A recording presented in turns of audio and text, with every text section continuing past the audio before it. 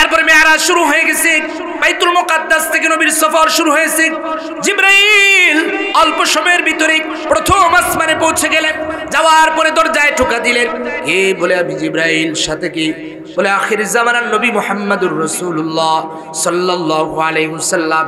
কি ব্যাপার জিবরাইল, তুমি কি নবীকে নিয়ে আসছো নাকি দাওয়াত দিয়ে আনা হলো? বলে না, আল্লাহ রাব্বুল আলামিনের পক্ষ থেকে স্পেশাল মেহমান হিসেবে নবীকে দাওয়াত দিয়া আজকে আল্লাহ রাব্বুল আলামিন সফর করাইতেছেন। ফেরেশতা দরজা খুলে দিল, আল্লাহ নবী দরজায় প্রবেশ করলেন। প্রথম দুনিয়া থেকে প্রথম আসমানের দূরত্ব 500 বছরের রাস্তা, আবার আসমানের পুরুত্ব বা ঘারত্বটা আরো 500 বছরের রাস্তা। প্রথম আসমান তাফসীরের বর্ণনা আসছে আল্লাহ রাব্বুল আলামিন পানি দিয়া অথবা কাঁচ দিয়ে আল্লাহ তাআলা বানাইছেন।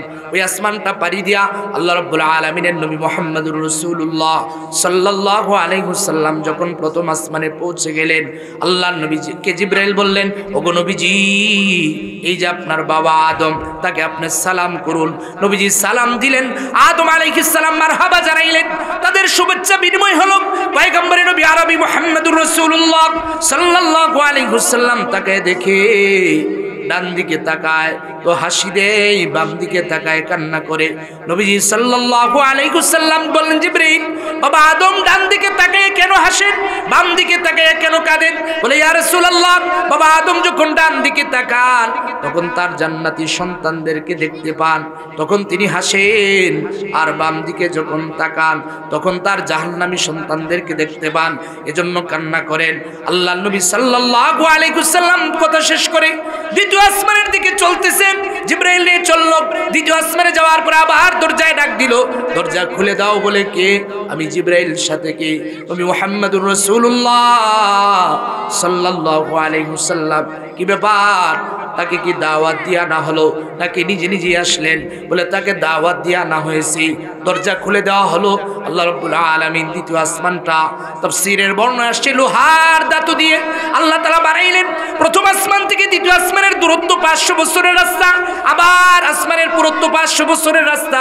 দ্বিতীয় আসমানে যখন গেলেন, আল্লাহর নবী সাল্লাল্লাহু আলাইহি ওয়াসাল্লাম গিয়ে দেখেন ওই জায়গায় পয়গম্বরে ঈসা এবং পয়গম্বরে ইয়াহইয়া আলাইহিস সালাম, তাদের সাথে সালাম বিনিময় হলো, কথোপকথন হলো, শুভেচ্ছা বিনিময় হলো। আবার জিবরাইল চলতেছেন, নবী চলেন, অনেক উপরে আপনাকে যেতে হবে, আরো 500 বছরের রাস্তা পাড়ি দিয়া তৃতীয় আসমানে যায় নবীজি পৌঁছে গেলেন। দরজা খুলে দাও। কে? বলে আমি জিবরাইল। সাথে কে? নবী মুহাম্মদুর রাসূলুল্লাহ সাল্লাল্লাহু আলাইহি ওয়াসাল্লাম। কি দাওয়াত দিয়া না হয়েছে না নিজে নিজে আসছেন? বলে দাওয়াত দিয়া না হয়েছে, দরজা খুলে দেওয়া হলো। আল্লাহ রাব্বুল আলামিন তৃতীয় আসমানটাকে তামার ধাতু দিয়ে আল্লাহ তাআলা বানাইছে। এরপরে তৃতীয় আসমানে কথোপকথন শেষ করে জিবরাইল নিয়ে চললেন। চতুর্থ আসমানে যাইয়া পয়গম্বর ইদ্রিস আলাইহিস সালামের সাথে সাক্ষাৎ হলো। তো তৃতীয় আসমান, চতুর্থ আসমান, আল্লাহ রাব্বুল আলামিন আবার 500 বছরের রাস্তা, আসমানের পুরুত্ব 500 বছরের রাস্তা। চতুর্থ আসমানে যাইয়া পয়গম্বরে ইদ্রিস আলাইহিস সালামের সাথে সাক্ষাৎ হয়ে গেছে। সরকারে দু আলম নবী, দু জাহানের বাদশা নবী, নবী আরবি মুহাম্মদুর রাসূলুল্লাহ সাল্লাল্লাহু আলাইহি ওয়াসাল্লামের ব্যাপারে যখন আবু তালেবের কাছে কাফের মুশরিকরা বিচার নিয়ে গেল আর ঠেট দিয়ে বলল, যদি তোমার ভাতিজা মুহাম্মদকে না থামাও তাহলে আমরা তার বিরুদ্ধে অ্যাকশনে যাব, তার উপরে আক্রমণ করব। আল্লাহর নবী কি চাচা আবু তালেব ডেকে বললেন, হে ভাতিজা মুহাম্মদ সাল্লাল্লাহু আলাইহি ওয়াসাল্লাম, কাফেররা তোমার বিরুদ্ধে লেগে গেছে, কি দরকার মূর্তির বিরোধিতা করার, মুশরিকদের বিরোধিতা করার, তাদের ধর্মের বিরোধিতা করার? তুমি এই কাজ থেকে দূরে থাকো। আল্লাহর নবী জবাব দিলেন, চাচা আবু তালেব শুনেন, যদি কাফের মুশরিকেরা আবার এক হাতে চাঁদ আর এক হাতে সূর্য এনে দেয়, এরপর আমি দ্বীনের দাওয়াত থেকে পিছপা হব না, আমি কালিমার দাওয়াত দিতে থাকবো, আল্লাহর একত্ববাদের দাওয়াত দিতে থাকবো। এর বিনিময়ে আমি তাদের থেকে কোনো বিনিময় গ্রহণ করব না, কারণ আল্লাহ রাব্বুল আলামিন আমাকে পাঠিয়েছেন এই দ্বীনের মিশনের দাওয়াত দেওয়ার জন্য। আল্লাহ রাসূল সাল্লাল্লাহু আলাইহি ওয়াসাল্লাম বললেন, এগুলোর সাথে আমার কোনো সম্পর্ক নাই, আমি দ্বীনের দাওয়াত দেব। তো আবু তালেব বললেন, ভাতিজা তাহলে শুনে রাখো, আমি যতদিন বেঁচে আছি কেউ তোমার গায়ে আঘাত করতে পারবে না, তোমাকে কষ্ট দিতে পারবে না। আমি তোমাকে যদি কেউ আক্রমণ করতে যায়, আমি সবার আগে তার বিরুদ্ধে যাব, তোমাকে রক্ষা করার জন্য আমি সামনে দাঁড়াই। যেই চাচা আবু তালেব ইন্তেকাল করলেন, নবীজি সাল্লাল্লাহু আলাইহি ওয়াসাল্লামের মনটা খারাপ হয়ে গেল। আল্লাহর নবী মনে তো কষ্ট পাইলেন যে জন্মের পরে বাবাকে দেখেন নাই, বাবার ভালোবাসা দিয়ে যে চাচা এতদিন লালন পালন করলেন, ওই চাচা দুনিয়া থেকে চলে গেলেন। এর কিছুদিনের মধ্যে আবার হযরতে খাদিজা, যিনি ঘরের ভিতরে নবীজি সাল্লাল্লাহু আলাইহি ওয়াসাল্লামকে পাহারা দিতেন, সাহস যোগাতেন, স্ত্রী হিসেবে এত সম্পদের মালিক ছিলেন হযরতে খাদিজা, মক্কার সবথেকে ধনী মহিলাদের মধ্যে একজন ছিলেন। আল্লাহর নবীকে বিয়ে করে সেই খাদিজা তার সমস্ত সম্পদগুলো দ্বীনের জন্য, আল্লাহর জন্য, নবীর জন্য ব্যয় করে দিয়ে এমন হয়ে গেছে ঘরের ভিতরে খাবার থাকতো না, মাসের পর মাস চুলায় আগুন জ্বলতো না, অথচ খাদিজার সম্পদের অভাব ছিল না, দ্বীনের জন্য এমন ভাবে দান করেছেন। ওই খাদিজাও যখন দুনিয়া থেকে বিদায় হয়ে গেলেন, নবীর মনে আরো কষ্ট বেড়ে গেল। দুঃখ কষ্ট নিয়ে নবী চিন্তা করলেন, মক্কার জমিনে থাকার মতো পরিবেশ নাই, আমি আমার দ্বীনের দাওয়াত নিয়ে তায়েফের ময়দানে চলে যাব। আল্লাহর রাসূল দ্বীনের দাওয়াত নিয়ে তায়েফে চলে গেলেন। আল্লাহর নবী যখন তায়েফে যায় দ্বীনের দাওয়াত দিতে লাগলেন, তায়েফবাসীরা নবীজির উপরে এমন ভাবে নির্যাতন করতে লাগলো, আল্লাহর রাসূলের উপরে এমন ভাবে আঘাত করতে লাগলো, নবীজির চেহারা দিয়ে রক্ত বের হইয়া, সমস্ত শরীর রক্তাক্ত হইয়া, রক্তগুলো গড়ায়া গড়ায়া নবীজির শরীর দিয়া একদম পা পর্যন্ত পৌঁছে মৌজায় পৌঁছে গেছি। আল্লাহ রাব্বুল আলামিন ডাক দিয়ে বলে, জিবরীল, আমার বন্ধুর রক্তের ফোঁটা যদি জমিনে পড়ে যায়, তাহলে এই তায়েফবাসীকে আমি একটা সেকেন্ডও দুনিয়ায় বাঁচিয়ে রাখবো না। কারণ আমার নবী এমন যে আমাকে কেউ গালি দেয়, কষ্ট দেয়, আমি আল্লাহ সহ্য করে নিতে পারি। আমার নবীকে কেউ গালি দিলে, আমার নবীকে কেউ কষ্ট দিলে, জিবরাইল, আমি আল্লাহ সহ্য করতে পারি না। যাও, আমার বন্ধুর শরীরের রক্তের ফোঁটা যেন জমিনে না পড়ে। জিবরাইল ডাক দিয়ে বলেন, আমি তখনও সিদরাতুল মুনতাহায় ছিলাম, আল্লাহ ওয়াদার করেছে রক্তগুলো ঘুরে ঘুরে পড়তেছিল। আমি জিবরাইল তায়েফের ময়দানে তো দ্রুত 600 ডানা ছেড়ে দিয়ে এসে গেলাম, এখনো রক্তের ফোঁটা জমিনে পড়ে নাই। এর আগেই রক্তের ফোঁটাগুলো আমি আমার হাতের তালুতে নিয়ে নিলাম। জিবরাইল এসে বলে, ইয়া রাসূলুল্লাহ, কাফের মুশরিকেরা আপনাকে নির্যাতন করেছে, নিপীড়ন করেছে, রক্ত ঝরিয়েছে, আল্লাহ রাব্বুল আলামিন আমাকে পাঠিয়েছে। আপনি বললে এই তায়েফবাসীকে আমি আমার 2টা দানা দিয়া এমন ভাবে পাকড়াও করব, 2 পাহাড় দিয়া তাদেরকে আমি একদম পিষে ফেলবো। তায়েফবাসীর অস্তিত্ব আমি এই দুনিয়ার জমিনে রাখবো না, কারণ তারা আপনার রক্ত ঝরিয়েছে গো নবী। আল্লাহর নবী বলে, জিবরাইল, তুমি যদি এদেরকে ধ্বংস করে দাও, তাহলে কাদের কাছে আমি দ্বীনের দাওয়াত দিব রে জিবরাইল? না জিবরাইল, হতে পারে এরা আমাকে চিনে নাই, জানে নাই, আমার উপরে ঈমান আনে নাই, কিন্তু হতে পারে কিছুদিন পরে এদের বংশধররা আমার উপরে ঈমান আনবে। আল্লাহ রাসূল কোনো প্রতিশোধ দিলেন না। এরপরে নবীজি সাল্লাল্লাহু আলাইহি ওয়াসাল্লামের মনটা আরো খারাপ হয়ে গেল যে চাচা মারা গেলেন, স্ত্রী মারা গেলেন, তায়েফবাসীর কাছে আসছিলাম, তারা আমার আত্মীয় স্বজন, তারা আমাকে আদর আপ্যায়ন করবে ভাবছিলাম, কিন্তু তারাও আমার উপরে নির্যাতন করলো। নবীর ভিতরে এত বেশি কষ্ট, ওই কষ্টটাকে ভুলিয়ে দেওয়ার জন্য আল্লাহ রাব্বুল আলামিন আল্লাহর রাসূল সাল্লাল্লাহু আলাইহি ওয়াসাল্লামের জন্য বিশেষ এক মোলাকাতের ব্যবস্থা করলেন। সেটা হচ্ছে বাইতুল্লাহ থেকে সেই বাইতুল মুকাদ্দাস পাড়ি দিয়ে, সপ্তম আসমান পাড়ি দিয়ে আল্লাহ রাব্বুল আলামিন আরশে মহল্লা পর্যন্ত নিয়ে। তো এই যে নবীজি সাল্লাল্লাহু আলাইহি ওয়াসাল্লামের কষ্ট, এই কষ্টটা যেন ভুলে যান। আল্লাহর সাথে সাক্ষাৎ হলে হয়তো রাসূলের মনে আর কষ্ট থাকবে না। জান্নাত জাহান্নাম যখন নিজ চোখে দেখবেন, তখন মনে হবে দুনিয়ার মানুষের কষ্ট, তারা হাজারো কষ্ট করতে পারে, নির্যাতন করতে পারে, কিন্তু আল্লাহর দ্বীনের বিনিময়ে আল্লাহ রাব্বুল আলামিন যা আমার জন্য রাখছেন, এগুলোর সামনে দুনিয়ার এই নির্যাতন নিপীড়ন কিছুই না। এই সান্ত্বনাটা নবীকে দেওয়ার জন্য আল্লাহ রাসূল সাল্লাল্লাহু আলাইহি ওয়াসাল্লামকে ওই শান্তিটা দেওয়ার জন্যই আল্লাহ রাব্বুল আলামিন বিশেষ করে এই মিরাজের মতো এই সফরের ব্যবস্থা আল্লাহ তাআলা করছেন। তো এই জন্য বলছিলাম, ওই সফরটা কোন বর্ণনা আছে যেটা রজব মাস আজকের যে রাত্রির সামনে আসতেছে এই রাত্রিতেই আল্লাহ রাব্বুল আলামিন ঘটাইছেন। কোরআন কারীমে আল্লাহ বলেন সুবহানাল্লাযী আসরা বিআবদিহি লাইলাম মিনাল মাসজিদিল হারামি ইলাল মাসজিদিল আকসা। সুবহান, কত পবিত্র, মহা পবিত্র ওই সত্তা যিনি তার বান্দা মুহাম্মদ সাল্লাল্লাহু আলাইহি ওয়াসাল্লামকে রাতের কিছু অংশে বাইতুল্লাহ থেকে বাইতুল মুকাদ্দাস পর্যন্ত সফর করিয়েছেন। যে বাইতুল মুকাদ্দাসের চারপাশে আমি আল্লাহ বরকত রেখে দিয়েছি। কেন সফর করিয়েছেন? লিনুরিয়াহু মিন আয়াতিনা, যাতে করে আমার বন্ধু আমার হাবিব মুহাম্মদুর রাসূলুল্লাহ সাল্লাল্লাহু আলাইহি ওয়াসাল্লামকে এই কুদরত নিদর্শনগুলো দেখাইতে পারি। আমার বন্ধু যেন এই নিদর্শনগুলো দেখে তার দুনিয়ার কষ্টগুলো, কাফেরদের দেওয়া কষ্টগুলো যেন ভুলে যায়। এজন্যই আমার নবী মুহাম্মদ সাল্লাল্লাহু আলাইহি ওয়াসাল্লামকে রাতের কিছু অংশে এই সফর করাইলাম।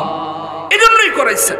তো এরপরে আল্লাহ রাব্বুল আলামিন বিশেষ এক বাহন হযরতে জিবরাইল আলাইহিস সালামের মাধ্যমে পাঠিয়ে দিলেন।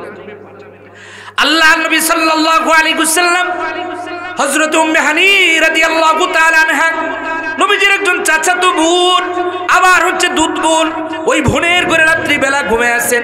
আল্লাহ নবী সাল্লাল্লাহু আলাইহি ওয়াসাল্লাম হঠাৎ করে তাকায় দেখেন ঘরের ছাদ ছিদ্র হয়ে গেছে। ছাদের উপর দিয়ে কে যেন প্রবেশ করতেছে। জিবরাইল, কোন বর্ণনা আসছে মিকাইলের সাথে ছিলেন। দুইজন একত্রিত হইয়া আল্লাহ নবী সাল্লাল্লাহু আলাইহি ওয়াসাল্লামের কাছে আগমন করেছে। নবীজিকে ঘুম থেকে জাগ্রত করে এই বাইতুল্লাহর মধ্যে নবীকে নিয়ে যাওয়া হলো। ছাদের উপর দিয়া কাবায়ে হাতিমে নিয়া নবীকে প্রস্তুত করে জমজম কুয়ার কাছে নবীজি সাল্লাল্লাহু আলাইহি ওয়াসাল্লামকে নিয়ে যাইয়া নবীজির বক্ষ বিদারণ করে ভিতর থেকে কলবটা বের করে জমজমের পানি দিয়া ধৌত করে আসমানের সফর যাতে নবীজির জন্য অনুকূলনীয় হয় এজন্য এইভাবে প্রস্তুত করে আবারও কলবটা ভিতরে প্রবেশ করাইয়া ঈমান, এলেম, হেলেম দিয়া ওটা ভরে দিয়ে আল্লাহ নবী সাল্লাল্লাহু আলাইহি ওয়াসাল্লামকে সফরের জন্য প্রস্তুত করলেন। তো আল্লাহ রাসূল সাল্লাল্লাহু আলাইহি ওয়াসাল্লামকে জিবরাইল ঘরের ছাদ দিয়ে নিয়ে গেলেন। এখন প্রশ্ন হইতে পারে, নবীজি সাল্লাল্লাহু আলাইহি ওয়াসাল্লামকে ঘরের ছাদ দিয়ে কেন নেওয়া হলো? দরজা ছিল না? এর দ্বারা আল্লাহ রাব্বুল আলামিন বুঝাইলেন, আজকে রাতে এমন কিছু ঘটবে যা সবকিছু হবে আশ্চর্যজনক, যেটা আমার যুক্তি, আমার মেধায় ধরবে না। এজন্য আল্লাহ রাব্বুল আলামিন বলেন সুবহানাল্লাযী আসরা বিআবদিহি, সুবহানাল্লাযী, কত পবিত্র সেই মহাসত্তা। এজন্য আল্লাহ রাব্বুল আলামিন মেরাজের আলোচনা করতে যাইয়া সুবহান শব্দ ব্যবহার করেছেন। তার মানে ঘটনাটাই হবে আশ্চর্যজনক।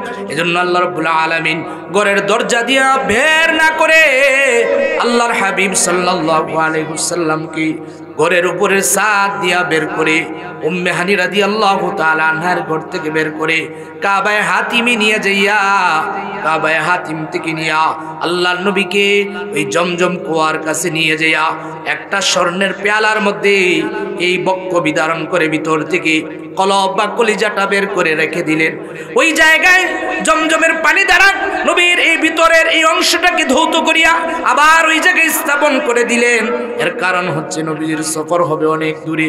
দুনিয়ার জমিনে আমরা দেখি দুনিয়ার কোনো মানুষ যখন যাদের দেশে যায় কয়েকদিন যাবত তাদের প্রস্তুতি চলে, তারা এমনভাবে প্রস্তুতি নিয়ে যায় যাতে উপরের আবহাওয়াটা তাদের অনুকূলনীয় হয়। এজন্য আল্লাহর নবীকে আল্লাহ রাব্বুল আলামিন বিশেষভাবে প্রস্তুত করে আসমানে যাওয়ার সফরের জন্য প্রস্তুত করলেন। আল্লাহ রাসূল সাল্লাল্লাহু আলাইহি ওয়াসাল্লামের সামনে জিবরাইল আইসা প্রস্তুত করে বুরাক পেশ করলেন। আল্লাহ নবীর সামনে যখন বুরাক পেশ করা হলো, দয়ার নবী, মায়ার নবী মুহাম্মদুর রাসূলুল্লাহ সাল্লাল্লাহু আলাইহি ওয়াসাল্লাম বুরাকে আরোহণ করবেন। বুরাক নড়াচড়া করা শুরু করে দিয়েছে। তিরমিজির বর্ণনায় আসছে বুরাক ঘেমে গেছে। আল্লাহর নবী যখন উঠতে চান বুরাক নড়াচড়া করে জিবরাইল ডাক দিয়ে বলে, বুরাক, এর আগে তোমার পিঠে এত দামি যাত্রী উঠে নাই, আজকে যিনি তোমার পিঠে আরোহণ করবেন এর থেকে দামি মানুষ কোনোদিন তুমি পাও নাই। বুরাক ঘেমে গেছে, এবার বুরাক স্থির হয়ে গেছে। আল্লাহর নবী সাল্লাল্লাহু আলাইহি ওয়াসাল্লাম বুরাকে সরে বসলেন। বুরাক এবার চলতেছে নবীজিকে নিয়া। কিছু দূর যাওয়ার পরে আল্লাহর নবী সাল্লাল্লাহু আলাইহি ওয়াসাল্লামকে দেখলেন একটা বুড়ি নবীকে ডাকে। জিবরাইল বললেন, নবী গো, এই বুড়ির ডাকে সাড়া দেওয়া যাবে না, আপনি চলেন, সামনে চলেন।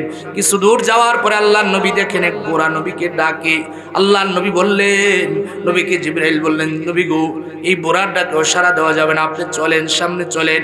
কিছু দূর যাওয়ার পরে আল্লাহর নবীকে জিবরাইল বললেন, ইয়া রাসূলুল্লাহ, আপনি এই জায়গায় অবতরণ করেন, এখানে 2 রাকাত নামাজ আপনি আদায় করবেন। নবীজি সাল্লাল্লাহু আলাইহি ওয়াসাল্লাম যখন ওই জায়গায় নামলেন 2 রাকাত নামাজ আদায় করলেন। জিবরাইল ডাক দিয়ে বলে, ইয়া রাসূলুল্লাহ, আপনি জানেন কারা, আপনি জানেন কোথায় আজকে আপনি নামাজ পড়লেন? জিবরাইলকে নবী বললেন, কোথায় রে জিবরাইল? জিবরাইল ডাক দিয়ে বলে, ইয়া রাসূলুল্লাহ, এটা হচ্ছে মদিনায়ে তৈয়বা, যে জায়গায় আপনি কিছুদিন পরে হিজরত করবেন, যে জায়গায় আপনি অবস্থান করবেন, কাফের মুশরিকদের নির্যাতন সহ্য করতে না পেরে মদিনায় হিজরত করবেন, এটা হচ্ছে মদিনায়ে তৈয়বা। নবী চলেন, সামনে অনেক দূর যেতে হবে। আবারও চলতে লাগলেন। কিছু দূর যাওয়ার পরে জিবরাইল বললেন, নামেন। ওই জায়গায় 2 রাকাত নামাজ আদায় করেন। হযরত রাসূল করিম সাল্লাল্লাহু আলাইহি ওয়াসাল্লাম এই জায়গায় 2 রাকাত নামাজ আদায় করলেন। জিবরাইল বললেন, এটা কোন জায়গা আপনি জানেন? আল্লাহর নবী বলেন, কোন জায়গা জিবরাইল? বলে, এটা হচ্ছে তুরে সিনা। পয়গম্বরে মুসা আলাইহিস সালাম যে পাহাড়ে দাঁড়াইয়া আল্লাহর সাথে কথা বলতেন, ওই পবিত্র পাহাড়। আল্লাহর নবী জিবরাইলকে বললেন, জিবরাইল চলো। জিবরাইল বললেন, নবী চলেন, সামনে চলেন। কিছু দূর যাওয়ার পর আল্লাহর নবীকে আবার বললেন, এই জায়গায় নেমে আরো 2 রাকাত নামাজ আদায় করেন। আল্লাহর নবী এই জায়গায় নেমে আরো 2 রাকাত নামাজ আদায় করলেন। জিবরাইল বলে, এটা কোন জায়গা? নবীজি জিজ্ঞাসা করলেন জিবরাইলকে। জিবরাইল বলে, ইয়া রাসূলুল্লাহ, এটা হচ্ছে হযরতে ঈসা আলাইহিস সালামের জন্মস্থান। এই 2-3 জায়গায় 6 রাকাত নামাজ নবীজি নফল আদায় করলেন। এরপরে চলতেছেন। কিছু দূর যাওয়ার পরে একদল নবীকে সালাম দিল, আরো কিছু দূর যাওয়ার পরে আরেক দল নবীকে সালাম দিল, আরো কিছু দূর যাওয়ার পরে আরেক দল নবীকে সালাম দিল। 3 দলের সালাম নবীজি পাইয়া এভাবে আস্তে আস্তে করে আল্লাহর হাবিব বাইতুল মুকাদ্দাসের আগ মুহূর্তে চলে গেলেন। আল্লাহর নবী বলে, জিবরাইল, আমি কি জান্নাতে চলে আসলাম? আল্লাহর নবীকে জিবরাইল বলে, ইয়া রাসূলুল্লাহ, জান্নাত তো বহু দূরে, এখন আমরা বাইতুল মুকাদ্দাস পর্যন্ত পৌঁছাইতে পারি নাই। আল্লাহর নবী বলে, জিবরাইল, আমার তো মনে হয় আমি জান্নাতে চলে আসছি, আমার নাকের মধ্যে জান্নাতের ঘ্রাণ পাচ্ছি রে জিবরাইল। জিবরাইল ডাক দিয়ে বলে, ইয়া রাসূলুল্লাহ, ইয়া হাবিবাল্লাহ, এটা জান্নাত নয় গো নবী, দুনিয়াতে এক দাসী আল্লাহর উপরে ঈমান এনেছিল, ঈমান আনার কারণে ওই দাসীর উপরে নির্যাতন হয়েছে গো নবী। ওই দাসীর কবর আমরা যে জায়গা দিয়ে যাচ্ছি এই জায়গার নিচে আছে। আল্লাহ রাব্বুল আলামিন ওই ঈমান আনার কারণে, ঈমানের কারণে, দুনিয়ায় নির্যাতন সহ্য করার কারণে আল্লাহ তার কবরটাকে দুনিয়ায় জান্নাতের বাগান বানায় দিছে। আল্লাহর নবী বলে, জিবরাইল, কে ওই দাসী? কে? জিবরাইল ডাক দিয়ে বলে, ইয়া রাসূলুল্লাহ, ফেরাউনের এক দাসী ছিল, দাসী যে ফেরাউনের কন্যার চুলগুলো একদিন আশ্রাইতে ছিল, হঠাৎ করে হাত থেকে চিরুনিটা পড়ে গেছে। ওই চিরুনিটা যখন হাত দিয়ে উঠায়, বলে, আমি আল্লাহর নামে চিরুনিটা উঠাইলাম, বিসমিল্লাহ। দাসীকে ফেরাউন কন্যা জিজ্ঞাসা করলো, এই দাসী, তুমি আবার কোন প্রভুর নাম নিলা, কোন রবের নাম নিলা? দাসী ডাক দিয়া বলে, এই ফেরাউন কন্যা, আবার একজন রব আছে, যে রব আপনার বাবারও রব, ওই রবের নাম নিয়েছি।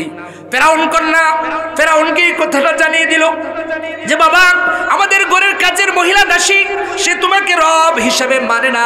সে বলে, আরেকজন নাকি রব আছে। ফেরাউন তাকে ডাকলো, ডেকে জিজ্ঞাসা করলো, কিরে দাসী, তুই আমাকে রব মানিস না? ফেরাউনকে জবাব দেয়, তুমি কিভাবে রব হইতে পারো? রব তিনি আল্লাযী ইউহয়ী ওয়া ইউমীত, যিনি মৃত্যু ঘটান, যিনি জীবন দেন, তিনিই তো একমাত্র রব হইতে পারে। ফেরাউন এরপরে নির্যাতন করা শুরু করে দিল দাসীর উপরে। এমন নির্যাতন করতে শুরু করলো, তার কয়েকটা কন্যা সন্তান ছিল, এদেরকে জীবন্ত আগুনের মধ্যে, গরম তেলের মধ্যে তাদেরকে ফেলে দিল। ফেলে দেওয়ার পরে একটা একটা করে কন্যা সন্তানগুলো দাসীর মারা গেল। সর্বশেষ কন্যা সন্তানকে যখন ফেলা হবে, দাসী কান্না করতেছে। ফেরাউন ডাকতে বলে, এখনো সময় আছে, তুমি যদি আমাকে রব মানো তাহলে আমি তোমাকে, তোমার এই ছোট মেয়েটাকে ছেড়ে দেব। কিন্তু আল্লাহ রাব্বুল আলামিন কোরআনে বলেন, ইন্নাল্লাযীনা ক্বালু রাব্বুনাল্লাহু থুম্মা ইসতাকামু তাতানাজ্জালু আলাইহিমুল মালাইকাতু আল্লা তাখাফু ওয়ালা তাহজানু ওয়া আবশিরু বিল জান্নাতিল্লাতী কুনতুম তুআদুন। আল্লাহ ডাক দিয়ে বলে, যে সমস্ত মানুষগুলো বলে আমার রব আল্লাহ আর এই কথার উপরে লেগে থাকে, তার কোনো টেনশন নাই, চিন্তা নাই। মৃত্যুর সময় ফেরেশতা এসে বলবে, আল্লাহর বান্দা ও আল্লাহর বান্দি ভয় পায় না, টেনশন করো না। আর বলবে, শুনো, এই যে দেখো এই জান্নাত, যে জান্নাতের ওয়াদা তোমাকে দেওয়া হচ্ছে, এভাবে জান্নাত দেখাইতে থাকবে। জান্নাত দেখতে দেখতে আল্লাহর বান্দা বান্দিগুলো দুনিয়া থেকে বিদায় হবে। এজন্য যারা মুমিন ইমানদার বান্দা, নিপীড়ন হোক না কেন, ওই নির্যাতন নিপীড়নের মাধ্যমে তাদের কোনো কষ্ট হয় না। দাসী এবার কান্না করে। ফেরাউন বলে, কান্না করার কোনো দরকার নাই, চলো তোমাকে আমি মুক্ত করে দেব, তুমি শুধু আমাকে রব হিসাবে মেনে নাও। দাসী এবার ডাক দিয়ে বলে, না না, কান্না বন্ধ হয় না। ছোট মেয়েটা তেলের মধ্যে, গরম তেলের মধ্যে পড়ে ডাক দিয়ে বলে, এই মা, তুমি কান্না করো না, এখনই যদিও আমাদের মৃত্যু হয়ে যাবে, আসমান জমিনের মালিক আল্লাহ রাব্বুল আলামিন আমাদেরকে কিছুক্ষণের ভিতরে জান্নাতের নিয়ামত দিয়ে দিবে। এরপরে তাকে পুড়িয়ে দেওয়া হলো, দাসীকেও পোড়ানো হলো। পোড়ানোর আগে জিজ্ঞাসা করা হলো, তোমার কোনো আরজি আছে কিনা, তোমার কোনো চাওয়া পাওয়া আছে কিনা? দাসী বলে, মৃত্যুর পরে আমার সমস্ত হাড্ডিগুলো, আমার মেয়েদের হাড্ডিগুলো একটা কবরের মধ্যে রেখে দিবা। তো ওই কথা অনুযায়ী ফেরাউন তাদের এই লাশের হাড্ডিগুলো সবগুলো একটা গর্তে রেখে দিয়েছে। আল্লাহ রাসূল যখন মেরাজে যাচ্ছিলেন, ওই মেরাজের রজনীতে নবীজি সাল্লাল্লাহু আলাইহি সাল্লাম দুনিয়া থেকে ওই কবর থেকে জান্নাতের গ্রাম পেয়েছেন। এরপর আল্লাহ নবী সাল্লাল্লাহু আলাইহি ওয়াসাল্লাম চলতেছেন, চলতে চলতে যাইয়া নবীজি সাল্লাল্লাহু আলাইহি ওয়াসাল্লাম বাইতুল মুকাদ্দাসে পৌঁছে গেলেন। ওই জায়গায় যাওয়ার পরে জিবরাইল বললেন, বুরাক বেঁধে ফেলেন। একটা পাথরের সাথে বুরাককে বেঁধে ফেলা হলো। কথা হইতে পারে হুজুর আল্লাহ রাব্বুল আলামিন দাওয়াত দিলেন, বুরাক আল্লাহ পাঠাইলেন, ওটা তো বাঁধার কোনো দরকার নাই।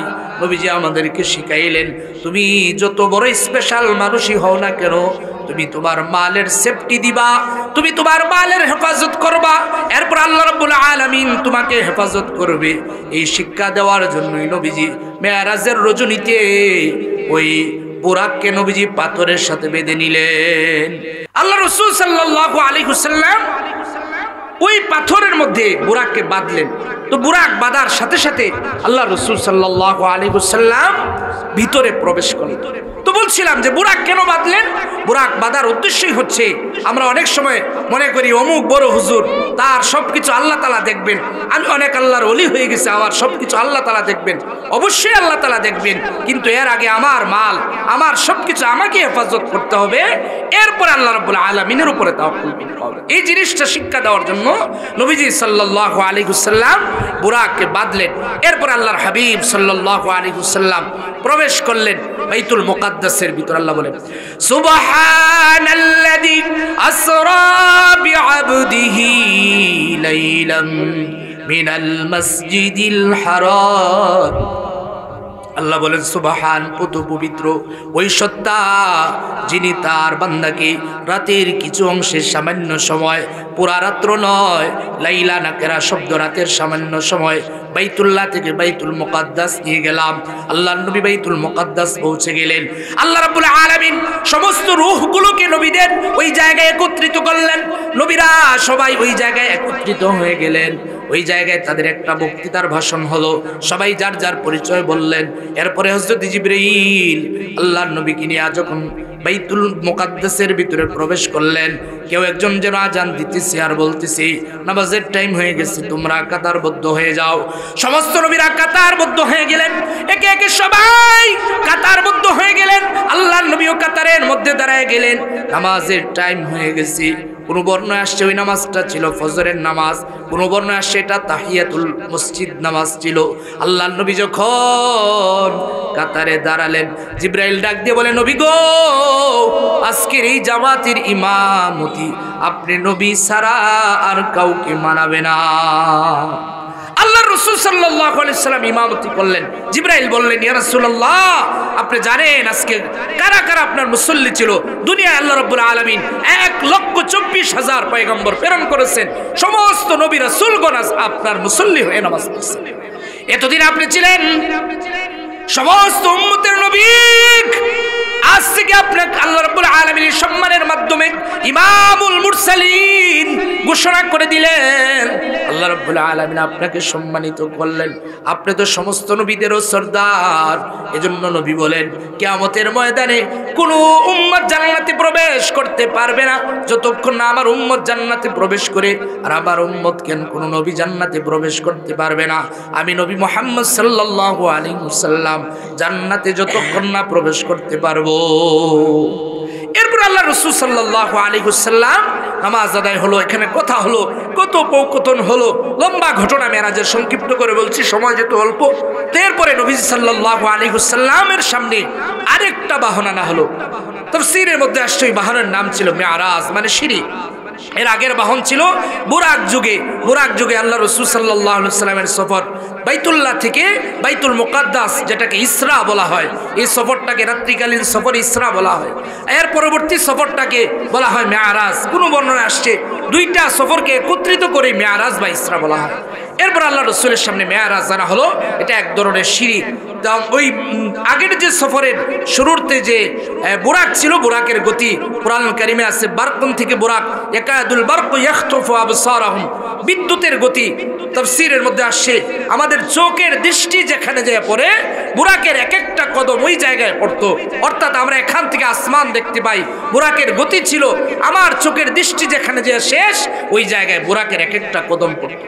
এত স্পিড ওয়ালা যানবাহন দিয়ে নবীজি সাল্লাল্লাহু আলাইহি সাল্লামকে আল্লাহ তাআলা সফর করেছেন।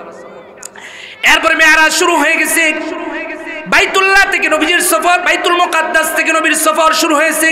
জিবরাইল অল্প সময়ের ভিতরে প্রথম আসমানে পৌঁছে গেলেন। যাওয়ার পরে দরজায় ঠোকা দিলেন।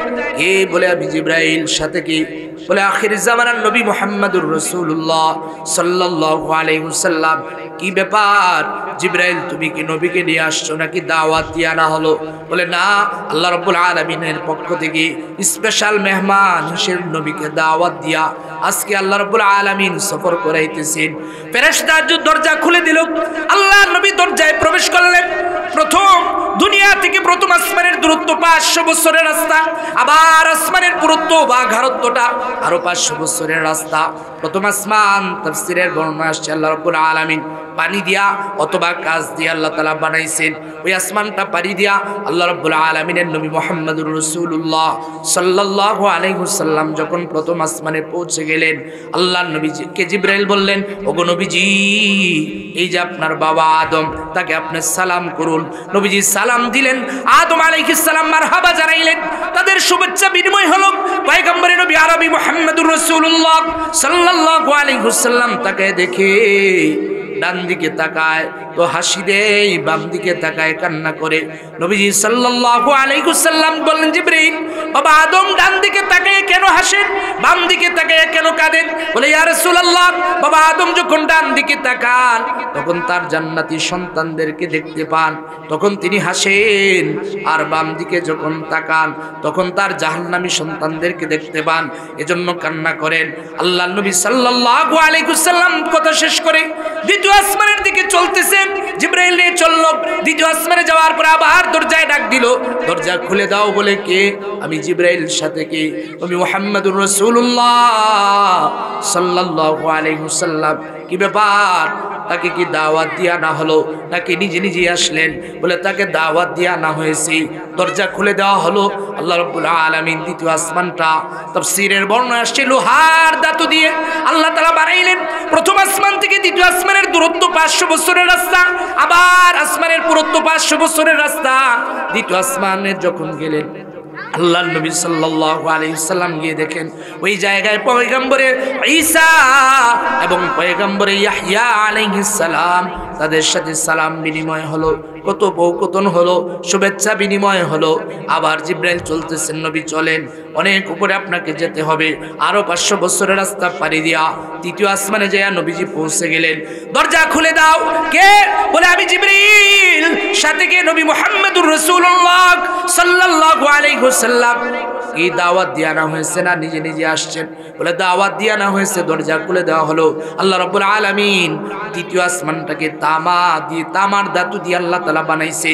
এরপরে তৃতীয় আসমানে কথোপকথন শেষ করে জিবরাইল নিয়ে চললেন। চতুর্থ আসমানে যাইয়া পয়গম্বর ইদ্রিস আলাইহিস সালামের সাথে সাক্ষাৎ হলো। তো তৃতীয় আসমান, চতুর্থ আসমান, আল্লাহ রাব্বুল আলামিন আবার 500 বছরের রাস্তা, আসমানের পুরুত্ব 500 বছরের রাস্তা। চতুর্থ আসমানে যাইয়া পয়গম্বরে ইদ্রিস আলাইহিস সালামের সাথে সাক্ষাৎ হয়ে গেছে। ওই জায়গায় কথোপকথন শেষ করে নবীর সাথে পরিচয় শেষ করে জিবরাইল চলতে লাগলেন। চলতে চলতে যেয়া পঞ্চম আসমান, ওই জায়গায় হযরত হারুন আলাইহিস সালামের সাথে সাক্ষাৎ হলো। তাফসীরের বর্ণনা আসছে আল্লাহ তাআলা এই পঞ্চম এবং চতুর্থ আসমানকে আল্লাহ রূপা দিয়ে বানাইছেন, পঞ্চম আসমানকে আল্লাহ তাআলা স্বর্ণ দিয়ে বানাইছেন। এরপরে ষষ্ঠ আসমানের দিকে চললেন। ওই জায়গায় যায়া হযরতে মূসা আলাইহিস সালামের সাথে সাক্ষাৎ হলো, কথোপকথন হলো, সালাম বিনিময় হলো। ওই আসমানটাকে আল্লাহ তাআলা, পঞ্চম আসমানকে আল্লাহ তাআলা স্বর্ণ দিয়ে বানাইছেন, আর ষষ্ঠ আসমানকে আল্লাহ তাআলা লাল ইয়াকুত পাথর দ্বারা বানাইছেন। ওই জায়গায় মূসা আলাইহিস সালামের সাথে কথা শেষ করে এরপরে সপ্তম আসমানে পৌঁছলেন। ওই জায়গায় যে হযরত ইব্রাহিম আলাইহিস সালামের সাথে সাক্ষাৎ হলো, ওটা আল্লাহ তাআলা সাদা ধবধবে মামার পাথর দ্বারা আল্লাহ তাআলা বানাইছেন। এক একটা আসমান থেকে আরেকটা আসমানের দূরত্ব 500 বছরের রাস্তা।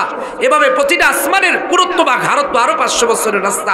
এভাবে হাজার হাজার মাইল পাড়ি দিয়া আল্লাহর হাবিব সাল্লাল্লাহু আলাইহি ওয়াসাল্লাম সপ্তম আসমানের উপরে উঠে গেলেন। ওই জায়গায় যে আল্লাহর নবী সাল্লাল্লাহু আলাইহি ওয়াসাল্লাম দেখলেন পয়গম্বর ইব্রাহিম একটা মসজিদের সাথে হেলান দিয়ে বসা, যে মসজিদের নাম বাইতুল মামুর। আল্লাহর নবী হযরত ইব্রাহিম আলাইহিস সালাম দেখলেন সাইডে ছোট ছোট বাচ্চাগুলো কি যেন ইব্রাহিমের কাছে শিখতেছে, পড়তেছে। জিবরাইলকে নবীজি জিজ্ঞাসা করলেন, এরা কারা? ছোট ছোট বাচ্চাগুলো কারা? আল্লাহর নবীকে জিবরাইল বলে, ইয়া রাসূলুল্লাহ, দুনিয়ার জমিনে অনেক মা অনেক বাবা স্বপ্ন দেখেছিল তার সন্তানদেরকে হাফেজ বানাবে, আলেম বানাবে, কিন্তু দুনিয়া থেকে খুব অল্প সময়ে চলে আসছে। আল্লাহ রাব্বুল আলামিন সেই মা বাবার স্বপ্ন পূরণ করার জন্য পয়গম্বর ইব্রাহিম আলাইহিস সালামকে উস্তাদ বানাইয়া আল্লাহ শিশুদেরকে হাফেজ আলেম বানানোর জন্য এই মাদ্রাসার ব্যবস্থা আল্লাহ তাআলা করেছে। সপ্তম আসমানে ইব্রাহিম আলাইহিস সালাম ছোট ছোট বাচ্চাদেরকে দ্বীন শিখাচ্ছিলেন, পড়াচ্ছিলেন। বলেন এরা ওই সমস্ত বাচ্চা যারা দুনিয়া থেকে খুব অল্প বয়সে নাবালেগ অবস্থায় দুনিয়া থেকে চলে আসছে।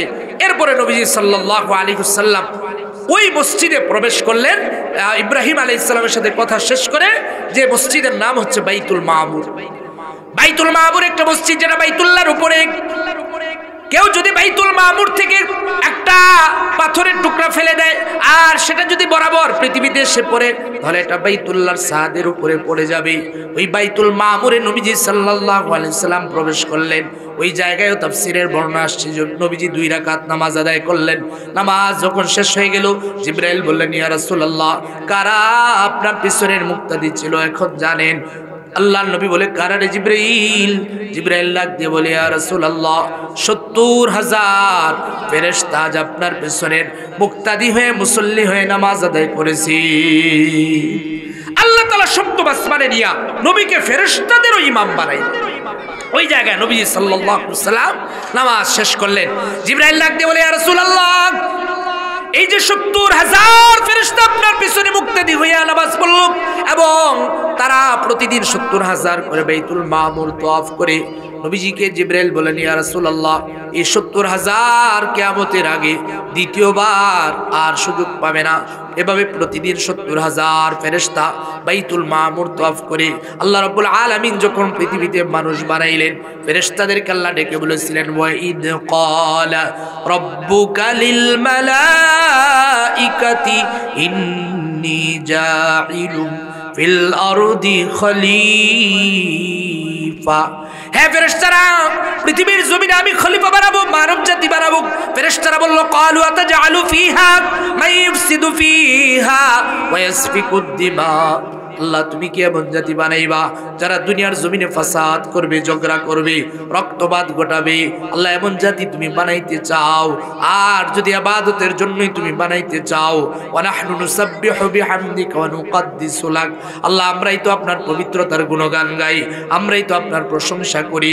আল্লাহ রাব্বুল আলামিন ডাক দিয়ে বলে ফেরেশতারা রে আমি কি জন্য মানব জাতি বানাবো? ক্বালা ইন্নী আলামু মা লা তা'লামুন। এটা একমাত্র আমি আল্লাহ জানি। ফেরেশতারা বুঝে গেল আমাদের ভুল হয়ে গেছে। আল্লাহ রাব্বুল আলামিনের সিদ্ধান্তের উপরে আমরা বাধা দিয়েছি, আমরা ভিন্ন পরামর্শ দিয়েছি। এজন্য ফেরেশতারা প্রতিদিন বাইতুল মামুর তওয়াফ করতে লাগলো আর আল্লাহর কাছে তওবা করতে লাগলো। আল্লাহ রাব্বুল আলামিন বলে ও ফেরেশতারা আমি আল্লাহ তো তোমাদেরকে কোনো গুনাহ করার মতো মাদ্দা দেই নাই, গুনাহ করার মতো মন তোমাদেরকে আমি আল্লাহ দেই নাই, গুনাহ করার যে যন্ত্রপাতি এগুলো আমি তোমাদেরকে দেই নাই। এরপরও তোমরা বলো গুনাহ হয়ে গেছে, ভুল হয়ে গেছে। আমি আল্লাহর কাছে মাপ চাইতেছো বাইতুল মামুর তওয়াফ করে, কিন্তু আমি যে জাতি দুনিয়ার জমিনে বানাবো তারা তো ঝগড়া করবে, ঝামেলা করবে, ফাসাদ করবে, গুনাহ করবে। ফেরেশতারা রে তাহলে তাদের জন্য একটা ঘর নির্মাণ করা চাই, বাইতুল মামুরের নিচে বরাবর জমিনের মধ্যে একটা ঘর বানায় দাও যার নাম হচ্ছে বাইতুল্লাহ। নবী বলেন বুখারী শরীফের হাদিস, কোন আল্লাহর বান্দা যদি বাইতুল্লাহর হজ করতে যায় হালাল টাকা দিয়ে কোনো ধরনের হারামে না জড়ায়, অন্যায় বিচার না করে, নবী বলে কোন আল্লাহর বান্দা যদি বাইতুল্লাহর তওয়াফ করে আর বাইতুল্লাহর জিয়ারত করে হজ করে, সেজন্য এমন হয়ে যায় মাত্র যেন তার মা তাকে জন্ম দিল, অর্থাৎ তার গুনাহ থেকে মুক্ত হয়ে একদম শিশু নিষ্পাপ বাচ্চার মতো হয়ে যায়। এই ঘর বাইতুল মামুরটা, বাইতুল্লাহ যে বাইতুল্লাহ হচ্ছে বাইতুল মামুরের নিচে। এরপরে নবীজি সাল্লাল্লাহু আলাইহি ওয়াসাল্লাম ওই জায়গা থেকে চললেন, চলতে চলতে যাইয়া সিদরাতুল মুনতাহায় পৌঁছে গেলেন। সিদরাতুল মুনতাহা একটা বড়ই গাছ, যে গাছের পাতাগুলো হাতির কানের মতো, এক একটা বড়ই মটকার মতো বড় বড়, একদম বটার। এরপরে আর কেউ যেতে পারে না সিদরাতুল মুনতাহা পর্যন্ত। এই কথাগুলো কুরআনুল কারীমে ইঙ্গিত পাওয়া যায়। আল্লাহ বলে ওয়ালা ক্বাদ রাআহু নাজলাতান উখরা ইনদা সিদরাতিল মুনতাহা ইনদাহা জান্নাতুল মাওয়া। ওই জায়গায় যে আল্লাহ রাব্বুল আলামিন হযরত জিবরাইল সিদরাতুল মুনতাহায় যে তার যে মূল চেহারা, মূল আকৃতিটা ধারণ করলেন। আল্লাহ তাআলা বলেন মূল আকৃতিতে জিবরাইল যে সিদরাতুল মুনতাহায়, আল্লাহর নবী আরেকবার তাকে দেখলেন। নবীজি দুইবার ২৪,০০০ বার জিবরাইল আল্লাহর হাবিবের কাছে আগমন করেছে ওহী নিয়া। মাত্র দুইবার তার মূল আকৃতিতে নবীজি সাল্লাল্লাহু আলাইহি ওয়াসাল্লাম জিবরাইলকে দেখেছেন। একবার যখন প্রথম ওহী নাজিল হয় তখন, আর দ্বিতীয়বার সিদরাতুল মুনতাহায়। জিবরাইল বলল ইয়া রাসূলুল্লাহ আর উপরে যাওয়ার অনুমতি আমার নাই, এই এতটুকু পর্যন্ত সফর কোরআন হাদিস দ্বারা পাওয়া যায়। এরপরের যে সফরটা কোরআনে হাদিসে ডাইরেক্ট পাওয়া যায় না। তবে শেখ সাদি রহমতুল্লাহ আলাই তার এক ফার্সি কিতাবের মধ্যে বাকি সফরটা এভাবে উল্লেখ করেছেন। ওই জায়গায় যাওয়ার পরে জিবরাইল বলল, ইয়া রাসূলুল্লাহ, আমার উপরে যাওয়ার অনুমতি নাই। আমি যদি এর উপরে যাইতে চাই আমার 600 ডানা সহ আমি পুরে চারখার হয়ে যাব, আমি জিবরাইলের অস্তিত্ব থাকবে না। আল্লাহ রাসূল বলে, জিবরাইল আমি একা যাব কিভাবে? তোমার সাথে আমার কোনো ঝামেলা হয়েছে, তুমি আমাকে ছেড়ে দিতে চাও? বলে, ইয়া রাসূলুল্লাহ, এর উপরে আমার যাওয়ার অনুমতি নাই। এরপরে নবীজি সাল্লাল্লাহু আলাইহি সাল্লামের জন্য 3 নাম্বার বাহন রফ আনা হলো, যেটার এক ধরনের বিছানার মতো, এখন বোঝা সহজ। বিভিন্ন ধরনের চলন্ত সিঁড়ি, ঢাকা শহরে গেলে লিফট, বিভিন্ন আইটেমের বিভিন্ন সিস্টেমের দেখা যায়। তো আল্লাহ তাআলার এটা আরো গতি সম্পন্ন ছিল, এরকম স্পেশাল এক বাহন নবীর সামনে পেশ করা হলো। আল্লাহ নবীকে নিয়ে রফ চলতেছে, নবীর সাথে আর কেউ সফর সঙ্গী নাই। তাফসীরের বর্ণনা আসছে 70,000 কালো পর্দা, আবার 70,000 সাদা পর্দা ভেদ করে চলতেছে। চলতে লা জামাল লা মাকান, ওই জায়গার কোনো অস্তিত্ব নাই, ডাইনে বামে কিছুই দেখা যায় না। নবী যেন পেরেশান হয়ে গেছে। পৌঁছতে যাইতে যাইয়া আল্লাহ নবী আরশে মহল্লার দরজায় ঢুকে গেছে। আল্লাহ নবী সাল্লাল্লাহু আলাইহি ওয়াসাল্লাম জুতাগুলো খুলে ফেললেন। আল্লাহ ডাক দিয়ে বলে, হাবিব আপনি জুতা খুলবেন না। আল্লাহ নবী বলে, ওগো আল্লাহ, কোরআনে তুমি বলেছো ফাখলানা আলাই ইন্নাকা বিল ওয়াদিল মুকদ্দাসি তুয়া, ও মুসা তোমার 2 জুতা খুলে ফেলো, এটা পবিত্র পাহাড়, তুর পাহাড়। আল্লাহ নবী সাল্লাল্লাহু আলাইহি ওয়াসাল্লামকে আল্লাহ বললেন, ও নবীজি, আমি মুসাকে জুতা খুলতে বলেছিলাম, ওই পাহাড়টা ছিল পবিত্র পাহাড়, আমি চেয়েছিলাম মুসা পবিত্র পাহাড় থেকে যেন বরকত হাসিল করতে পারে, এজন্যই জুতা খুলতে বলেছিলাম। আর আপনি নবী আমার আরশে মহল্লায় আসছেন, আমি চাই আপনার জুতার ধুলি বালি কণা লেগে আমার আরশটা আরো দামি হয়ে যায়, এজন্য আপনি জুতা খুলবেন না। এরপর আল্লাহ রাসূল সাল্লাল্লাহু আলাইহি ওয়াসাল্লাম প্রবেশ করলেন। প্রবেশ করার পরে দীর্ঘ আলোচনা আল্লাহ রাব্বুল আলামিনের সাথে আল্লাহর হাবিব সাল্লাল্লাহু আলাইহি ওয়াসাল্লামের অনেক আলোচনা হলো, কথা হলো। আল্লাহ রাসূল বললেন, আল্লাহ আমি তোমার কাছে আসছি, অনেক দূর থেকে আসছি, তুমি যদি খাবার খাইতা আমি পৃথিবীর সবথেকে দামি খাবারটা তোমার জন্য নিয়ে আসতাম। আল্লাহ তুমি যদি জামা কাপড় পরতা তাহলে পৃথিবীর সবথেকে দামি কাপড়টা আমি তোমার জন্য নিয়ে আসতাম। কিন্তু আল্লাহ তুমি তো এগুলো কিছুই গ্রহণ করো না, এগুলো থেকে তুমি পুত পবিত্র, এগুলো থেকে তুমি মুক্ত রব্বুল আলামিন, তবে আমি তোমার জন্য বিশেষ কিছু নিয়ে আসছি। আল্লাহ ডাক দিয়ে বলে, হাবিব কি নিয়ে আসছেন? আল্লাহ নবী বলে, আত্তাহিয়াতু লিল্লাহি ওয়াস সালাওয়াত, আমার যত শারীরিক ইবাদত আছে, আর্থিক ইবাদত আছে, মৌখিক ইবাদত আছে, আমার 3 ধরনের ইবাদত আমি আমার রব আল্লাহ রাব্বুল আলামিনের জন্য নিয়ে আসছি। আল্লাহ ডাক দিয়ে বলে, আসসালামু আলাইকা আইয়ুহান নাবিয়্যু ওয়া রাহমাতুল্লাহি ওয়া বারাকাতু। ও নবী আমাকে 3টা জিনিস দিলেন, আমিও 3টা দিলাম। আপনার উপরে শান্তি, আপনার উপরে সালাম, আপনার উপরে রহমত, আপনার উপরে বরকত। আল্লাহর নবী চিন্তা করলেন, আরে সব যদি আমি একা পেয়ে যাই, দুনিয়ার জমিনে আমার উম্মত যাদেরকে আমি দুনিয়ায় রাইখা আসলাম এদেরও তো কিছু দরকার আছে। আল্লাহর নবী বলে, আসসালামু আলাইনা ওয়া আলা ইবাদিল্লাহিস সালিহিন। আল্লাহ দুনিয়ার জমিনে তোমার যত নেককার বান্দা বান্দি আছে এদেরকে তোমার রহমত বরকতের অন্তর্ভুক্ত করে নিলাম, এদের উপরে শান্তি বর্ষিত হোক। এরপরে ফেরেশতারা বলল, আশহাদু আল্লা ইলাহা ইল্লাল্লাহ ওয়া আশহাদু আন্না মুহাম্মাদার আবদুহু ওয়া রাসূলুহু, আমরা সাক্ষ্য দিচ্ছি আল্লাহ ব্যতীত কোনো রব নাই, কোনো ইলাহ নাই, এবং মুহাম্মদ সাল্লাল্লাহু আলাইহি ওয়াসাল্লাম আল্লাহর গোলাম এবং আল্লাহর বান্দা এবং তার রাসূল। এরপরে নবীজি সাল্লাল্লাহু আলাইহি ওয়াসাল্লাম এই হাদিয়া লেনদেন হওয়ার পরে আল্লাহ রাসূল এবার ফিরত আসবেন, কিন্তু মনে মনে যেন একটা আকাঙ্ক্ষা, মনের ভিতরে যেন একটা চাওয়া যে আল্লাহ আমি এত দূর আসলাম আপনার কাছে, আপনার সাথে দেখা করলাম, কথা বললাম, কত কিছুই জানলাম, দেখলাম, জান্নাত দেখলাম, জাহান্নাম দেখলাম।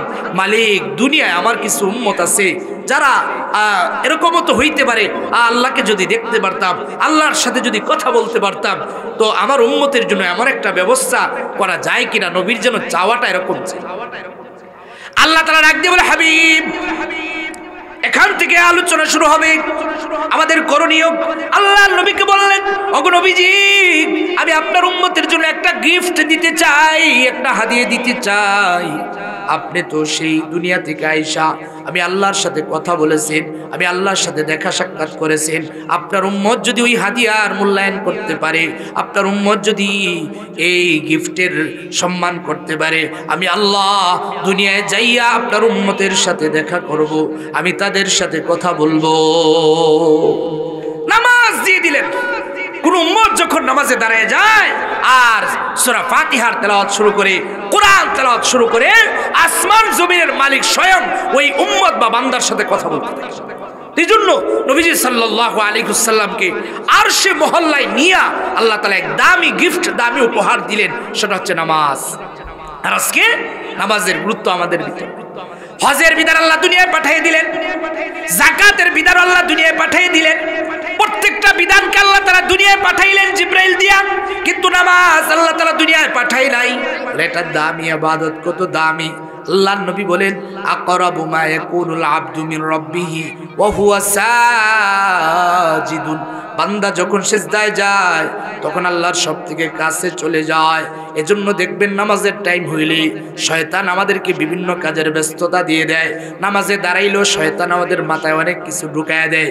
কেন ঢুকায়? কারণ জানে বান্দা যদি নামাজে দাঁড়ায় যায় সে তো আল্লাহর কাছে চলে যাবে। আর মালিকের সাথে যখন গোলামের মোলাকাত হয়ে যাবে, মালিকের কাছে যখন গোলাম চলে যায়, গোলাম কি জানি মালিকের কাছে চায় আর মালিক না জানি দিয়ে দেয়। এজন্য শয়তান নামাজের টাইম হইলে পেরেশান হয়ে যায়, কাজের ব্যস্ততা দিয়ে আমাদেরকে নামাজ থেকে দূরে রাখে, বিভিন্ন ঝামেলা দিয়ে আমাদেরকে নামাজে যাইতে দেয় না। কারণ জানে নামাজে দাঁড়াইলে বান্দা তার মনে আল্লাহর সাথে কথা বলবেন, আল্লাহর সাথে দেখা করবেন, আল্লাহর সবথেকে কাছে চলে যাবে।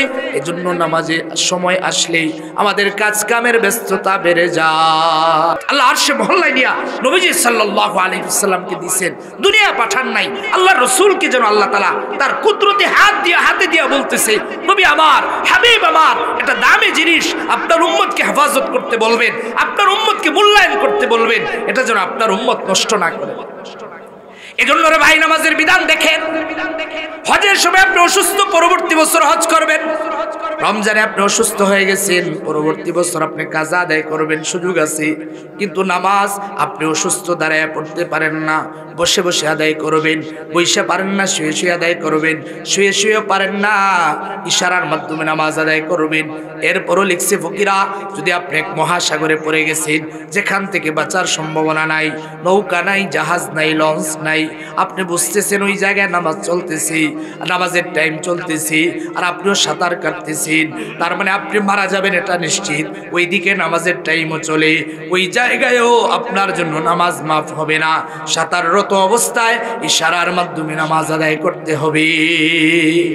এটা দামি বিধান আল্লাহ দুনিয়ায় এজন্য এভাবে দেয় নাই। আল্লাহ রাসূলকে নিয়া স্পেশাল ভাবে দাওয়াত দিয়া নবীজি সাল্লাল্লাহু আলাইহি ওয়াসাল্লামের কাছে নিয়া এই হাদিয়া আল্লাহ তাআলা পৌঁছে দিয়েছেন। এরপরে নবীজি সাল্লাল্লাহু আলাইহি ওয়াসাল্লাম এজন্যই আল্লাহ রাসূল যখন দুনিয়া থেকে বিদায় হয়ে যান, শেষ মুহূর্তে এই শব্দ বলেন, আসসালাত আসসালাত মা মালাকাত আইমানুকুম। ও আমার উম্মতেরা, আমি দুনিয়া থেকে বিদায় হয়ে যাচ্ছি, নামাজ নামাজ নামাজ। তোমরা নামাজের ব্যাপারে সতর্ক হইও না, তোমার সমস্ত ব্যস্ততার আগে নামাজ, তুমি নামাজ এর হেফাজত করবা, নামাজের ব্যাপারে সতর্ক হইবা। আজকে আল্লাহর নবীর উম্মতগুলো দুনিয়ায় সব জায়গায় আইসা বলে, হুজুর দোয়া করেন, চাকরিটা ভালো যাচ্ছে না, হুজুর দোয়া করেন, সংসারটা ভালো যাচ্ছে না, ছেলে কথা শুনে না, মেয়ে কথা শুনে না, হুজুর আয় রুজি ভালো না, ব্যবসা ভালো না, কোথাও বিদেশ পাঠাইছিলাম ছেলেটা, সেও ভালো যাচ্ছে না, কোথাও কোনো সফলতা নাই। আর আসমান জমিনের মালিক আল্লাহ রাব্বুল আলামিন প্রতিদিন মুয়াজ্জিনের কণ্ঠে ডাকে, হাইয়া আলাস সালাম, হাইয়া আলাল ফালাহ, আসো নামাজের দিকে আসো, আসো সফলতার দিকে আসো। কার কোন জায়গায় সফলতা লাগবে, খেতে ফসল হয় না, আসো মসজিদে আসো। তোমার চাকরি ভালো যাচ্ছে না, আসো মসজিদে আসো। ব্যবসা ভালো না, আসো মসজিদে আসো। কোথায় তোমার কি ধরনের সফলতা লাগবে, আমি সমস্ত সফলতা নামাজের মধ্যে, মসজিদের মধ্যে আমি আল্লাহ রেখে দিয়েছি। নামাজের মধ্যে মধ্যে সমস্ত সফলতা আছে।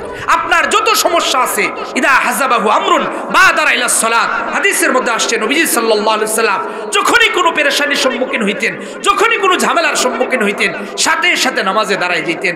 নামাজের মাধ্যমে নবীজি সাল্লাল্লাহু আলাইহি ওয়াসাল্লাম সব কিছু সমাধান করতেন। আর আজকে আমরা নামাজ বাদ দিয়া যে অমুকের কাছে, অমুক বাবার কাছে, যে পেরেশান হয়ে গেছে, বাচ্চা হয় না তো বাজারে দৌড়াইতেছি, মান্নত করতেছে, অমুকের কাছে যাচ্ছে। না রে ভাই, আপনি মসজিদে আসেন। আসমান জমিনের মালিক যিনি আমাকে বানাইছে, আপনাকে বানাইছে, আপনার পীরকে বানাইছে, ওই মালিক চাইলেই আমার সবকিছু হইতে পারে। এজন্য সমস্ত সফলতা খুঁজবে বান্দা নামাজের মাধ্যমে আল্লাহ তাআলার কাছে। এটা আল্লাহ তাআলা মেরাজের রজনীতে নবীজি সাল্লাল্লাহু আলাইহি ওয়াসাল্লামকে স্পেশাল ভাবে দিয়ে দিয়েছেন। এরপর আল্লাহর হাবিব এই নামাজ দিয়ে চলে আসছেন। আসার পরে মুসা বললেন, আল্লাহ আপনার উম্মতকে কি দিলেন? বলে আমার উম্মতকে আল্লাহ তাআলা 50 ওয়াক্ত নামাজ দিয়েছেন। তো বলে আপনার উম্মত তো 50 ওয়াক্ত নামাজ আদায় করতে পারবে না। আমার উম্মতেরা 3 ওয়াক্ত নামাজ তাদের উপরে ফরজ ছিল, 2 রাকাত করে 6 রাকাত নামাজ। তারপর আমার উম্মত পালন করে নাই। মুসা আলাইহিস সালাম বললেন, আমার উম্মত ছিল শক্তিশালী, দেখতে শুনতে বড়, বয়স বেশি পাইতো, হায়াত বেশি পাইতো, এরপরও পারে নাই। আপনার উম্মত হবে দুর্বল, আপনি পারবেন। আপনার উম্মতেরা যান আল্লাহর থেকে কমায় নিয়ে আসেন। আল্লাহর নবী সাল্লাল্লাহু আলাইহি সাল্লাম আল্লাহর থেকে আবেদন করলেন, করতে করতে 9 বারে 45 রাকাত নামাজ কমিয়ে দেওয়া হলো। এরপর মুসা বললেন, আপনার উম্মত 5 ওয়াক্ত নামাজও পারবে না পড়তে, আপনি আল্লাহকে আবেদন করেন, বলেন আরো কমায় দিতে। আল্লাহ রাসূল বলেন, আমার এবার লজ্জা লাগে, আল্লাহকে কিভাবে বলি যে আরো কমায় দেন? আল্লাহ তাআলা আওয়াজ দিয়ে বললেন, হাবিব, আমি আল্লাহ একবার যা বলি তার মধ্যে কোনো পরিবর্তন হয় না। আমি আল্লাহ বলেছি 50 ওয়াক্ত নামাজ, তবে হাবিব আবার আমি শুধু রাকাতের সংখ্যাটা কমিয়ে দিব, অর্থাৎ 45 ওয়াক্ত কমে যাবে। আপনার উম্মত যদি 5 ওয়াক্ত নামাজ আদায় করে, তাহলে আমি আল্লাহ ঘোষণা করে দিলাম, মান জাআ বিল হাসানাতি ফালাহু আশরু আমসালিহা। মেরাজের রাতের আরেক পুরস্কার এটা, বান্দা যখন কোনো আমল করে আল্লাহ রাব্বুল আলামিন মিনিমাম 10 গুণ করে সওয়াব আল্লাহ তাকে দান করে দেয়। 5 ওয়াক্ত নামাজ পড়বে তো আল্লাহর রাসূলকে আল্লাহ বললেন, আপনার উম্মতকে আমি 50 ওয়াক্ত নামাজের সওয়াব দান করব। এই জন্য আপনারা জিজ্ঞাসা করেন, মেরাজের রাত্রি আসলে জিজ্ঞাসা করে, হুজুর আজকে এই সামনে রাত্রি আসতেছে, এই রাতের নামাজ কয় রাকাত, এই রাতের আমল কি? এই রাতের নামাজ হচ্ছে 5 ওয়াক্ত নামাজ। কোন মানুষ যদি তার জীবনে প্রতিদিন 5 ওয়াক্ত নামাজ আদায় করে, সেই মেরাজ পালন করে, তার ভিতরে সবে মেরাজের আমল আছে। আর সারা বছর নামাজের খবর নাই, রোজার খবর নাই, একদিনও নামাজ পড়ে না। মেরাজ আসলে জিজ্ঞাসা করে, হুজুর আজকে নামাজ কয় রাকাত? মেরাজ সম্পর্কে এই 5 ওয়াক্ত নামাজের বাহিরে মেরাজের আলাদা কোনো আমল নেই। এই জন্য আমরা যদি মেরাজ পালন করতে চাই, অবশ্যই নামাজ 5 ওয়াক্ত নামাজ জামাতের সাথে, পুরুষ যারা আছি, মহিলারা যারা আছি, ভিতরে নামাজের টাইম, ইন্নাস সালাতা কানাত আলাল মুমিনিনা কিতাবাম মাওকুতা। একটা হচ্ছে নামাজ ফরজ, আর একটা হচ্ছে নামাজ টাইম মতো ফরজ। আমরা অনেকে আছে ফজরে ঘুমায় উঠতে পরে কাজ আদায় করে, অনেকে আছে জোহরে কাজ করতে করতে আসর হয়ে যায়, আসরে যায় আদায় করে। এভাবে নামাজ ফরজ না, ফরজ টাইম মতো। টাইম হইছে, এবার দুনিয়ার যত ব্যস্ততাই থাকুক, আমার দুনিয়ার একদিকে যদি স্বর্ণের পাহাড় দেওয়া হয়, আর একদিকে আমার মালিক বলে, আসো হাইয়া আলাল ফালাহ, আসো সফলতার দিকে আসো, নামাজ পড়ো, এখন সফলতার টাইম, তাহলে দুনিয়ার পাহাড়ের, স্বর্ণের পাহাড়ের থেকেও আমার রবের ডাক ওই সময় আমার কাছে পাবে। কারণ এই ইবাদত আল্লাহ মেরাজের রজনীতে আল্লাহ রাসূলকে দিয়েছেন। এরপর আরো অনেক হাদিয়া দিয়েছেন, সূরা বাকারার শেষের আয়াতগুলো আল্লাহ রাসূলকে ওই রাত্রে দিয়েছেন। তারপরে আরেকটা হাদিয়া দিয়েছেন আল্লাহর পক্ষ থেকে ঘোষণা, যদি কোনো উম্মত আল্লাহর সাথে কাউকে শিরিক না করে, তাহলে রাসূলকে আল্লাহ ঘোষণা দিয়েছেন ওই উম্মতকে মাফ করে আল্লাহ জান্নাত দিবেন। এরকম অনেক পুরস্কার নিয়ে আল্লাহ রাসূল সাল্লাল্লাহু আলাইহি ওয়াসাল্লাম দুনিয়ায় আসলেন। আসার পরে ওই জায়গায় যাইয়া যখন বাইতুল্লাহর পাশে বসতেন রাসূল সাল্লাল্লাহু আলাইহি ওয়াসাল্লাম সকালবেলা, তো আবু জেহেল যায় বলতেছে, কি ব্যাপার ভাতিজা, আজকে কোনো খবর টবর আছে কিনা? বলে আজকে এক বিশেষ খবর আছে। কি খবর? বলে আমি রাতের কিছু অংশে বাইতুল্লাহ থেকে বাইতুল মুকাদ্দাস, এরপর সপ্তম আসমান পানি দিয়া আরশ মহল্লা সফর কইরা আমি আবার দুনিয়ায় চলে আসছি।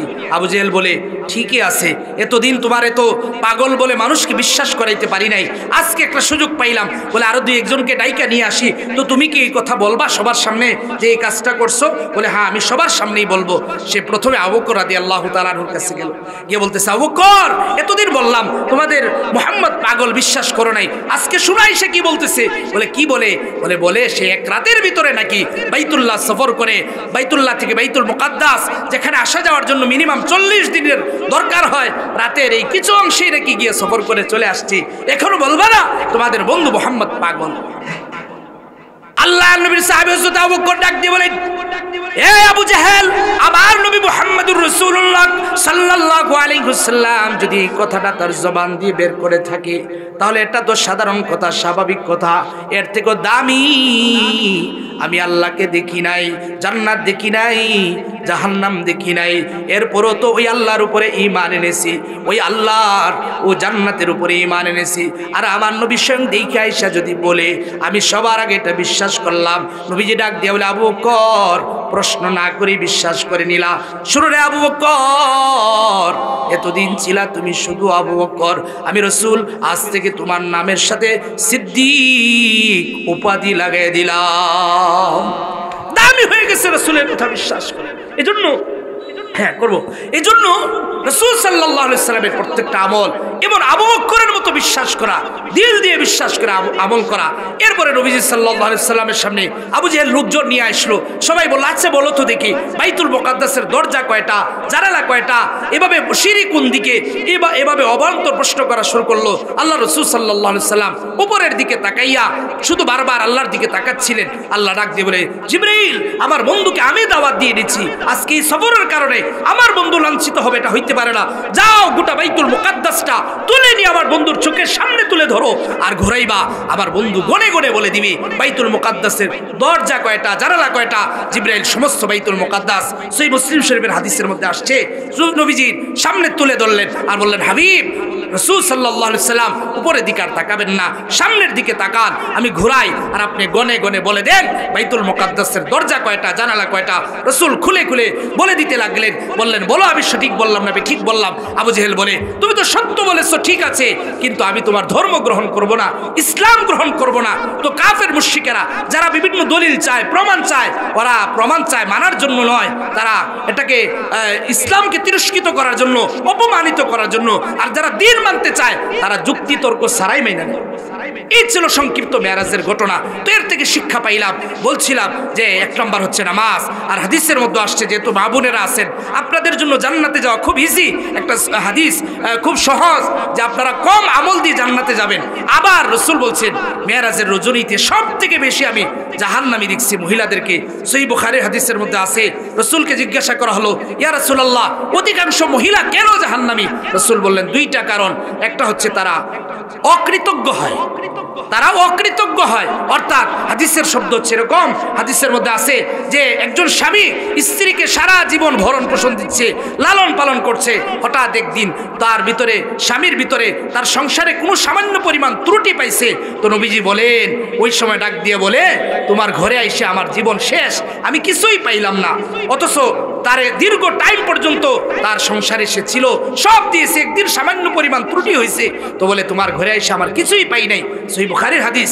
রাসূল বলেন, এরকম অকৃতজ্ঞতা থাকার কারণে তোমরা জাহান্নামী বেশি। এজন্য রাসূল বলেন, তোমরা বেশি বেশি দান করবা, কারণ তোমাদেরকে জাহান্নামে দেখছি। আরেকটা হাদিস যেটা নামাজের ব্যাপারে বললাম, রাসূল বলেন, কোন মহিলা যদি 4টা আমল করে, ইদা সাল্লাতিল মারআতু খামসাহা ওয়া সামাত শাহরাহা ওয়া হাফিজাত ফারজাহা ওয়া তাআত বালাহা ওয়া ফি রিওয়ায়াতিন যাওজাহা, যে কোন মহিলা যদি 5 ওয়াক্ত নামাজ জামাতের টাইম মতো আদায় করে, রমজান মাসের রোজা আদায় করে সঠিকভাবে, নিজের লজ্জাস্থানের হেফাজত করে, এরপরে রাসূল বলেন স্বামীর আনুগত্য হয়, স্বামীর আনুগত্যশীল হয়, এই 4টা আমল যদি কেউ করে, রাসূল বলেন ইলা লাহা উদখুলি মিন আবওয়াবিল জান্নাতি শিতি, কিয়ামতের দিন বলা হবে জান্নাতের 8টা দরজা, যে কোনো একটা দরজা দিয়ে তুমি প্রবেশ করো। কত সহজ মেয়েদের জন্য। হ্যাঁ, তো এই জন্য মা বোনদেরকে বলবো, 4টা আমলের কথা আসছে। নামাজ টাইম মতো পড়া, নিজের লজ্জাস্থানের হেফাজত করা, আমার স্বামী ছাড়া আমাকে কেউ দেখবে না, আমি আমার স্বামী ছাড়া কারোর জন্য সাজবো না, হোক আমার দেবর, হোক আমার বোন জামাতা। পর্দা আমি এমনভাবে করব যে অনেকে আমাকে নিয়ে তিরস্কার করবে, মস্কারি করবে। মানুষের কথায় আমার কি আসে যায়? আমার মালিক যদি আমার উপর সন্তুষ্ট হয়ে যায়, দুনিয়ার সামান্য একজন নাফরমানের কথায় আমার কিছুই আসে যায় না। এজন্য আমার সাজ গুজ সব হবে স্বামীর জন্য, স্বামীকে সন্তুষ্ট করার জন্য। যত সাজবো প্রত্যেকটা সাজের দ্বারা সব হবে। আর বাহিরে বের হওয়ার জন্য আমি যত সাজবো প্রত্যেকটা সাজের দ্বারা গুনাহ হবে। তো এজন্য ওর পুরুষ আমার প্রতি আকৃষ্ট হবে। আমি আমার লজ্জাস্থানের হেফাজত করব, স্বামীর আনুগত্য করব। হাদিসের মধ্যে আছে সাদ ইবনে আবি ওয়াক্কাস রাদিয়াল্লাহু তাআলা আনহু এক দেশ থেকে সফর করে আয়েশা আল্লাহর রাসূলকে সিজদা করলেন। নবীজি অনেক রাগ করলেন, বলেন সাদ কি কাজ করলা এটা তুমি? বলে সাদ রাদিয়াল্লাহু তাআলা আনহু বলেন, ইয়া রাসূলুল্লাহ, আমি যখন বাইরে সফর করতে গেছি বিভিন্ন দেশের রাজা প্রজাদেরকে এভাবে দেখি সম্মানার্থে সিজদা করে, তো আপনি তো আমার কাছে সবথেকে বেশি দামি সম্মানিত, এজন্য আপনাকে সিজদা করলাম। রাসূল বলেন, আল্লাহ ছাড়া কাউকে সিজদা করা যাবে না, মাজারে সিজদা করা যাবে না, কোনো পীরকে সিজদা করা যাবে না, কোনো বাবাকে সিজদা করা যাবে না। সাদ শুনো, আমি যদি কাউকে সিজদা করতে বলতাম, আল্লাহর পক্ষ থেকে অনুমতি হইতো, তাহলে আমি সমস্ত মহিলাদেরকে বলতাম তোমরা তোমাদের স্বামীদেরকে সিজদা করো। এর দ্বারা স্বামীদের সম্মান বোঝানো হয়েছে, তার মানে সিজদা করতে বলা হয় নাই। তো এইভাবে বলা আছে, কোনো স্বামী যদি কোনো মহিলাকে রাত্রেবেলা ডাকে, তার ডাকে সাড়া না দিয়ে সে যদি ঘুমিয়ে যায়, তার উপর অভিমান করে অন্য জায়গায় চলে যায়, রাসূল বলে সারা রাত্র তার উপরে ফেরেশতাদের লানত অভিশাপ নামতে থাকে, পড়তে থাকে। এজন্য রাসূল বলেন, আমি কিয়ামতের দিন সবথেকে বেশি মহিলাদের জাহান্নামী দেখেছি। তারা অকৃতজ্ঞ, স্বামীর অকৃতজ্ঞ হয়, তারা খুব দ্রুত মানুষের অনুদান অবদানগুলো ভুলে যায়। এজন্য রাসূল বলেন, মহিলারা তোমরা বেশি বেশি করে দান করবা।